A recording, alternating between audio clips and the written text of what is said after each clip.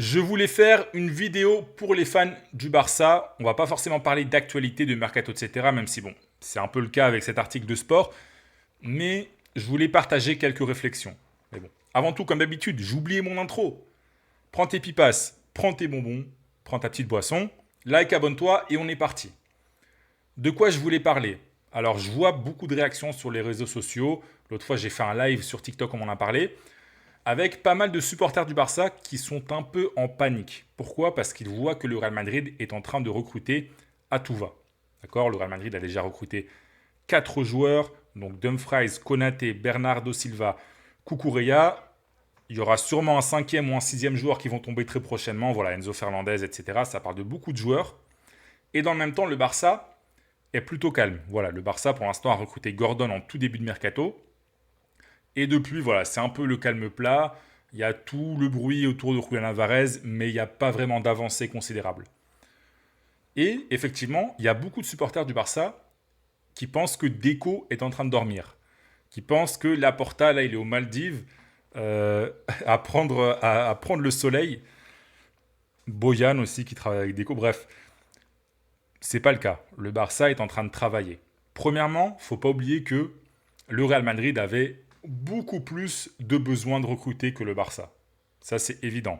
L'équipe du Real Madrid avait beaucoup plus de lacunes individuelles, collectives que le Barça. Voilà, le Barça a gagné les deux dernières Ligas. Alors au Barça, il y a besoin de recruter aussi, hein, je ne suis pas en train de dire ça, mais concrètement, s'il y a une équipe qui avait besoin de renfort entre le Barça et le Real Madrid, c'est bien le Real Madrid. Ça, je pense que personne ne va le nier. Ensuite, il ne faut pas oublier, les gars, que le mercato n'a même pas commencé. Alors en France, il est déjà ouvert, il me semble, peut-être en Angleterre aussi, mais en Espagne, il commence début juillet. Donc là, il y a des gens qui sont un peu en train de paniquer, alors que le mercato n'a pas officiellement ouvert ses portes. Donc ça aussi, c'est à prendre en compte, les gars.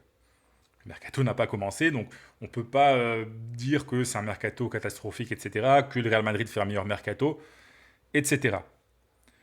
Et là, je vais justement me baser sur cet article de sport qu'on va découvrir tous ensemble pour voilà, un peu expliquer la situation au Barça. Donc voilà, ce que nous dit dans le chapeau directement, c'est que le Barça priorise de recruter intelligemment, d'accord? Et surtout, il faut que ce soit des recrues qui fassent l'unanimité, d'accord? Au Barça, il y a plus ou moins deux décideurs principaux, qui sont Deco, le directeur sportif, et Hansi Flick, évidemment. Donc voilà, il faut que les pistes suivies par le Barça, elles fassent l'unanimité auprès de ces deux joueurs, d'accord? C'est ce que fait le Barça depuis un petit moment, et pour l'instant, ça marche. Voilà, c'est ce que nous dit le journal. Et ce que nous explique aussi, par exemple, c'est que la philosophie du Barça, elle est claire. Et c'est que avant de faire un peu des panic buys, de recruter un peu de manière précipitée un joueur, il faut que tout le monde soit convaincu de son apport potentiel sur le terrain. Est-ce que c'est une bonne décision sur le plan financier? Ça aussi, c'est à prendre en compte, surtout au Barça. Donc voilà. Aujourd'hui, on est dans un monde où on veut tout de suite, on n'a pas de patience, mais un transfert, c'est pas rien. Quand tu mets 30, 40, 50, 60 millions d'euros sur un joueur, c'est un investissement qui est colossal, c'est beaucoup d'argent. Donc ce sont des décisions qui doivent être prises de manière réfléchie. D'accord? Il y a beaucoup en plus d'informations un peu anxiogènes, c'est pas le mot, mais voilà, on est sur les réseaux sociaux, donc on est bombardé de rumeurs tout le temps, on voit plein de choses, la plupart sont fausses en plus, voilà, il y a beaucoup de gens qui inventent des informations, qui s'inventent un petit rôle d'insider, etc. Et ça, en fait, ça contribue à créer une sorte de panique, de voir que le Barça n'arrive pas à boucler telle piste, etc. Alors que finalement, peut-être que le Barça n'est même pas sur la piste. Voilà. Sur Cucurella et Bernardo, par exemple, oui, le Barça, effectivement, était intéressé. Là, oui. Mais sur d'autres joueurs, c'est pas le cas. D'accord? Ça a parlé de Senesi, par exemple, qui a signé à Tottenham. Le Barça ne voulait pas recruter Senesi. C'est un joueur qui était suivi, mais le Barça n'a pas fait d'approche formelle pour le défenseur argentin. Donc voilà, c'est un exemple parmi d'autres. Donc voilà, c'est un peu ce que nous dit le journal Sport, qui voilà, explique que vraiment, le Barça est convaincu qu'il faut prendre ça de manière tranquille. Et quand le Barça est vraiment convaincu du niveau d'un joueur, de son apport, du prix à payer, etc., eh bien le Barça agit très vite. On l'a vu avec Gordon. C'est l'exemple qui est cité là. Gordon, en quelques jours, ça s'est bouclé. Et ça, c'est très difficile. Une opération d'un tel calibre, 80 millions d'euros, que ce soit bouclé en si peu de temps avec d'autres clubs comme le Bayern qui le voulaient, c'est du très bon travail. Alors, après, évidemment, c'est le terrain qui parlera. Si Gordon est nul, ce ne sera pas du très bon travail. Mais si Gordon est plus ou moins performant, on pourra dire que c'est un excellent travail. En tout cas, sur le papier. Peut-être un petit peu surpayé, diront certains, ça je ne sais pas. Mais en tout cas, c'est une façon de travailler efficace.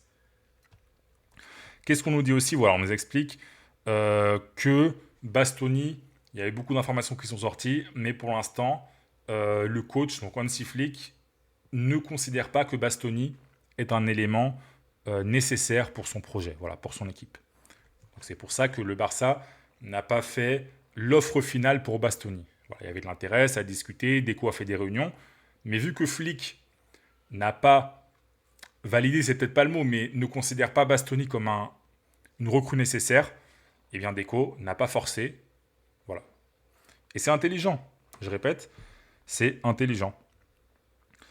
Donc voilà, c'est pour ça que faut pas paniquer, parce que je répète, l'autre fois j'ai fait un live sur TikTok, les gars, vous étiez genre vraiment très inquiets.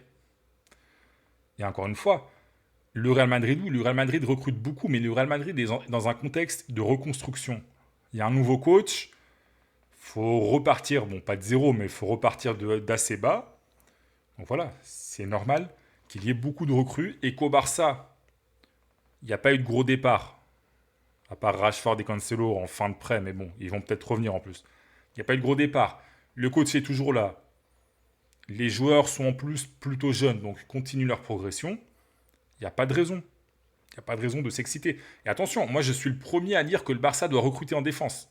Ce qui ne sera pas le cas, visiblement. Parce que Flick considère qu'il n'a pas besoin des défenseurs centrales. Pour moi, c'est une connerie. Je l'ai déjà dit dans une vidéo il y a quelques jours. Pour moi, le Barça doit recruter un grand défenseur central et des latéraux de top niveau. On verra. Mais pour l'instant, je ne peux pas juger parce que le mercato n'a même pas commencé.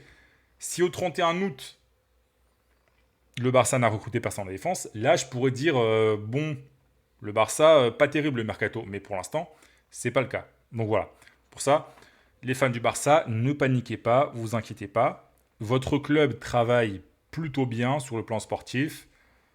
Après, bon, voilà, c'est pas non plus...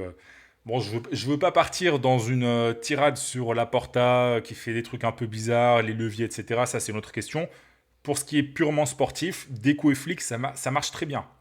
Il n'y a pas de raison de vous inquiéter. Le Barça est entre de très bonnes mains. Voilà, le Barça est très bien géré ces dernières années. Le mercato, il est intelligent. Bon, Gordon, je sais qu'il y a encore des gens qui vont dire c'est trop cher, etc. Mais moi, ça me semble bien sur le papier. Après, je ne connais pas le joueur tant que ça. Mais le club est bien géré. Donc voilà les gars, paniquez pas, vous inquiétez pas. D'autres recrues vont arriver. On verra de qui il s'agira. Il y a des jeunes de la Masia qui vont être promus. Moi, Ebrima Tunkara, j'ai envie de le voir. Parce que ça, c'est aussi la force du Barça.